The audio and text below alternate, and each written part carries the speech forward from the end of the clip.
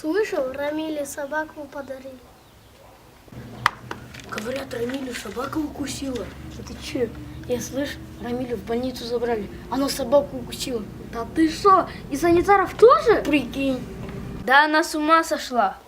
Она с ума сошла? С ума сошла. Говорят, что она теперь идет к нам. Всем привет!